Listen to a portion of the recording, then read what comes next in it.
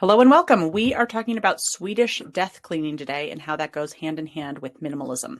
So, Swedish death cleaning really has two purposes. One is absolutely in preparation of your own demise, that you clean out in a major way so that your beloved family can come in and take care of all your possessions after you go, and it's not a horrendous burden. But it has the extra bonus of making your life easy and clear and focused and lighter. And that's how it kind of goes hand in hand with minimalism. So I'm going to actually walk you through a slideshow today where we go over this. So stand by. I'm going to get this up on my screen.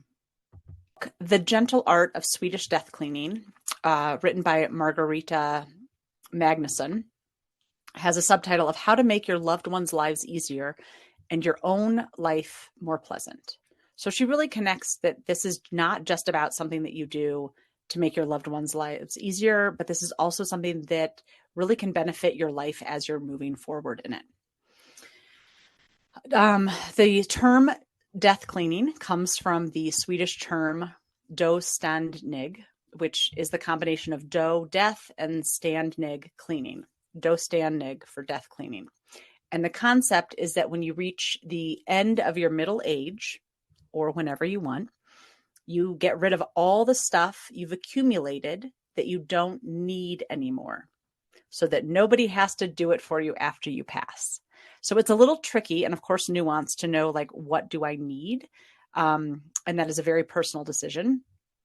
And that is kind of the work. It reminds me of the Marie Kondo, like, does this spark joy? What I go with is do I use this? If I use it, I keep it. If I don't use it, it goes out. There's not like a will I use it. There's not like, will it spark joy in the future? It's kind of like very present evaluation of things. In the book, she wants to make clear that death cleaning is not morbid, but it's actually just a very practical exercise. I also want to speak to the point that cleaning out your loved one's stuff after they pass is not the worst thing you're going to do in your life, because a part of that could feel really tender and connecting to that beloved person who passed over. Of course, it's different if you don't have like a very close relationship with that person, or that you resent that they have so much stuff. Of course, that's different.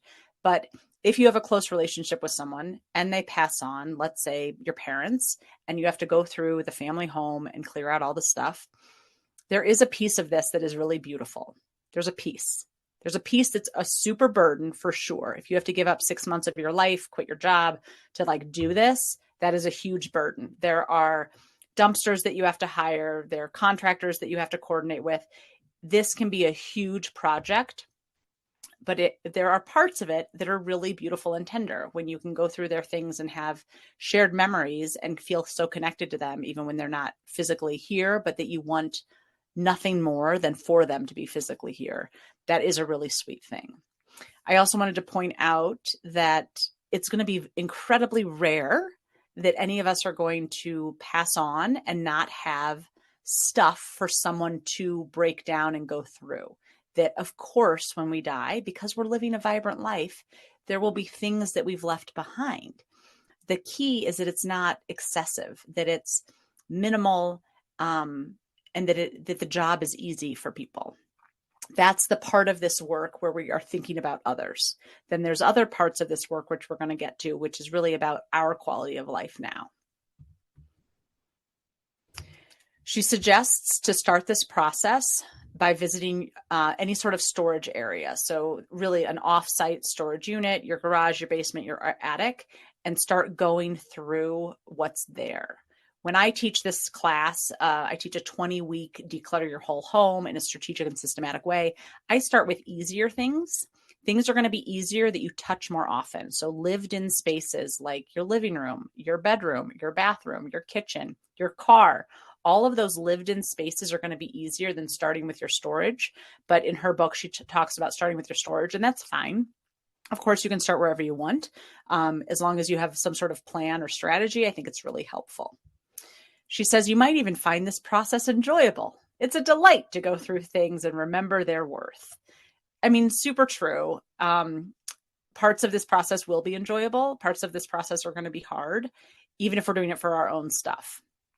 And what I'm noticing and what I'm learning is that we are actually resisting doing this work, but it's the beginning of the work. Once we're in the work, it usually is somewhat enjoyable and pleasurable, but we really resist starting this project and the process. And once we're in it, there is some joy to be had. And I think that's important to notice as well.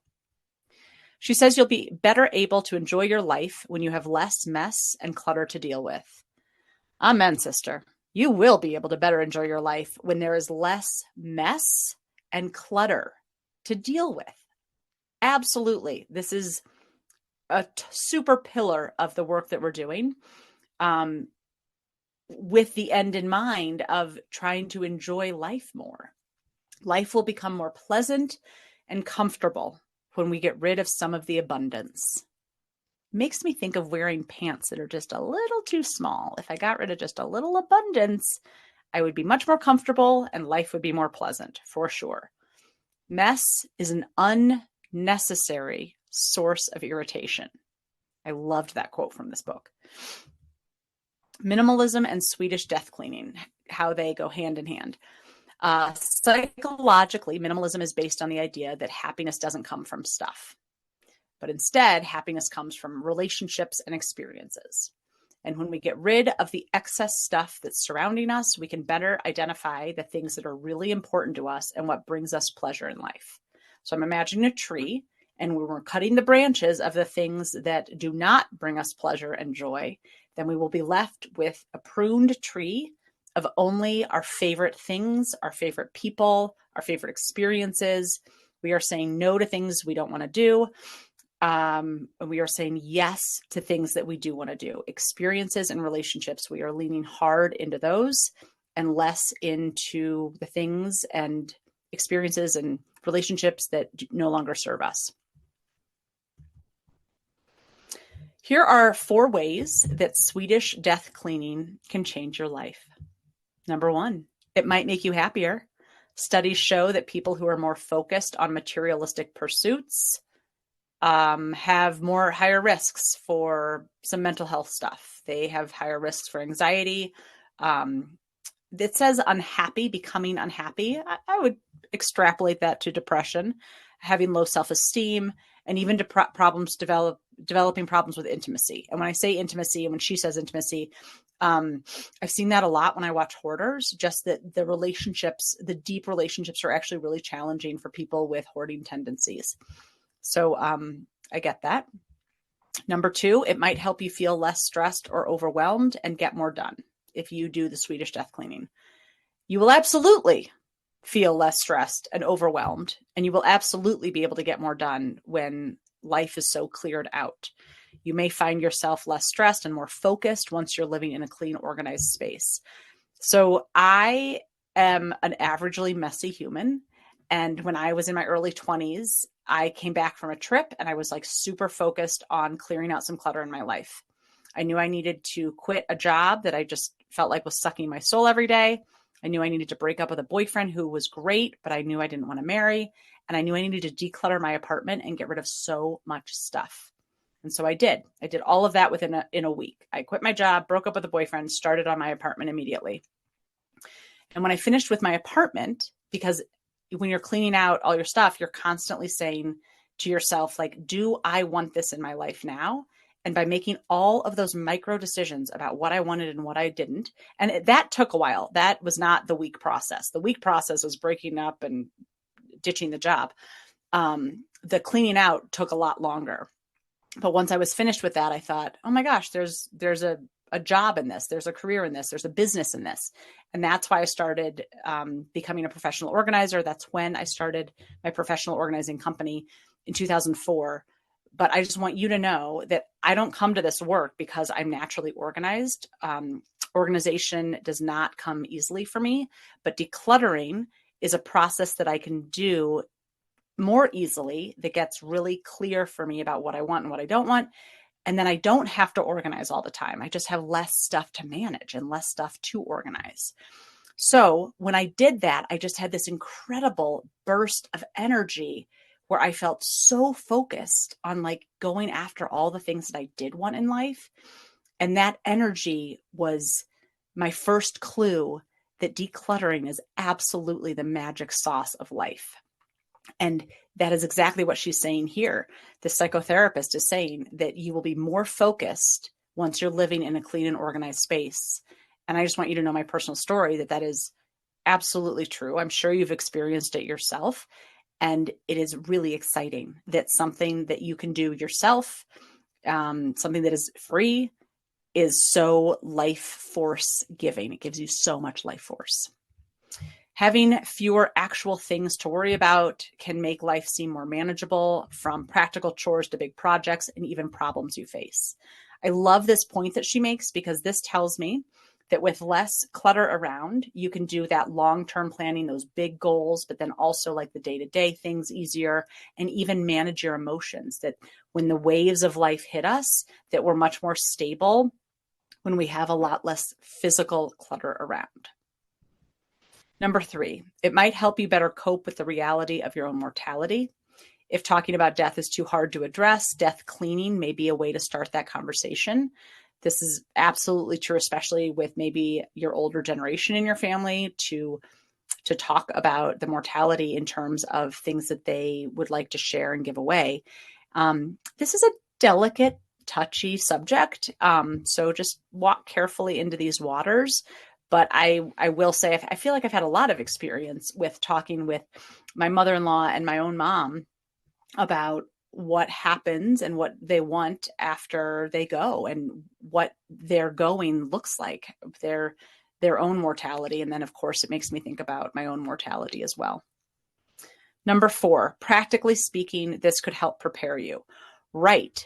Swedish death cleaning can help prepare you for any life change. If you need to move, if you need to go to assisted living, if you end up in a wheelchair, if you have a debilitating illness that comes on suddenly. The Swedish death cleaning and just major decluttering helps you be more nimble for all of those life changes. I've had 2 women take my class who wanted to move but didn't really know what that was going to look like. So they wanted to take the class to get really decluttered in anticipation and knowing that they needed to be more nimble for when that perfect house came up. Both of them ended up finding those perfect houses and were able to make the decision to move and move forward with those houses because they were so cleared out already. There wasn't the big burden of like, I can't wrap my head around getting all my stuff ready to move. It was already so decluttered, and it was a really easy thing for them because they were so nimble, because they were so cleared out. Oh, one more thing I want to say about that. In the bottom of this slide, I say, note, people are less likely to do this work as they age. So as we age, we are seeking comfort. I actually think probably our whole lives we're seeking comfort, but as we age, our skills, our capabilities are becoming more limited. Physically, emotionally, even cognitively, our abilities are lowering. So our desire to do this work is going to lower, because this work is very physical. You're moving boxes, you're sitting on the floor, you're getting up from the floor, you're in chairs, you're going up and down stairs. This is very physical work. It's also emotional work, and of course, cognitive work. What am I going to keep? How am I going to use it? What am I not going to use? You're really going through a lot cognitively that's very exhausting. And as we age, we are seeking this comfort. And so we stop doing the hard things.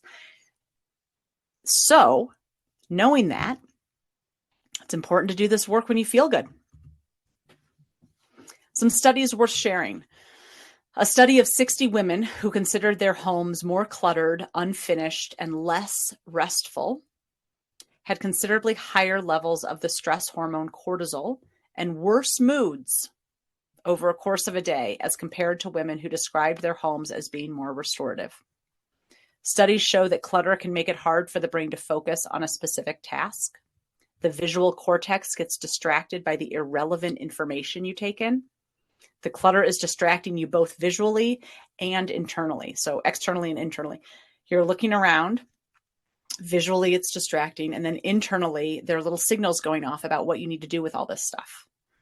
It's very distracting. And then in conclusion, I just want to add, like, this work is really wrapped in compassion and being gentle. You know, she even names her book, The Gentle Art of Swedish Death Cleaning. And I call myself the gentle minimalist. There's so much compassion and gentleness in this work that I just want to make sure I offer. And then if you're thinking about doing this, it's just important to look at what your goals are before deciding what steps to take. So for me, I just always offer my class that why in the beginning of class. Why is it critically important that right now you massively declutter? And the things that come out are usually about really wanting to live life to the fullest, feel more energy, feel more focus, stop fighting with my spouse, things that you're trying to get and things that you're trying to stop because of the clutter. The clutter causes things that are annoying and that you want to stop those. And then the clutter hinders you from things that you are trying to get that you can't get to the next level because of all the clutter.